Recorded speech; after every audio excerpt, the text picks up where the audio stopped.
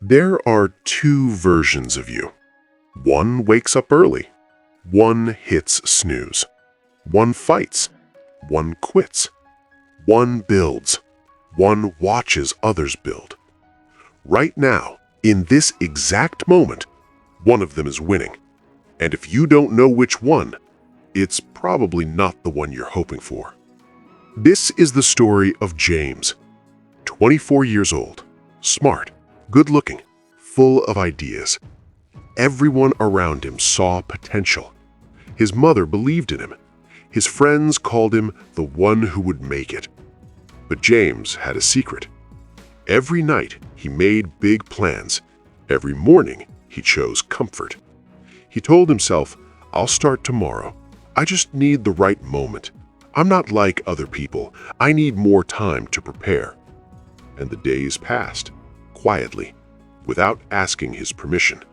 One evening, James was sitting in his small room, scrolling, watching, wasting.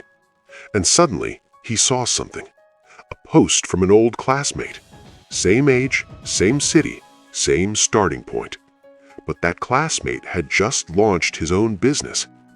James stared at the screen for a long time. His chest felt heavy. Not because he was jealous, but because deep inside, he knew. He knew he had the same ideas. He knew he had the same chances. But that guy had done something James never did. He had chosen. That night, James couldn't sleep. He sat near his window, city lights outside, silence inside. And then he remembered something his grandfather once told him. "Dear son, every man carries two dogs inside him. One is strong, hungry, focused. One is lazy, scared, always making excuses. The one that survives is the one you feed every single day." James closed his eyes, and for the first time he asked himself an honest question. Which one have I been feeding? The answer hurt. See, the weak version of you is not your enemy. It's not evil. It's not stupid. It's just comfortable. It wants you safe. It wants you warm. It wants you away from pain, pressure, and risk. But here's what nobody tells you. Comfort is slow poison. It doesn't kill you in one day. It kills you in 10 years. It kills your hunger first, then your ambition, then your belief. And one day, you wake up at 38 years old, still waiting for the right moment. That moment never comes.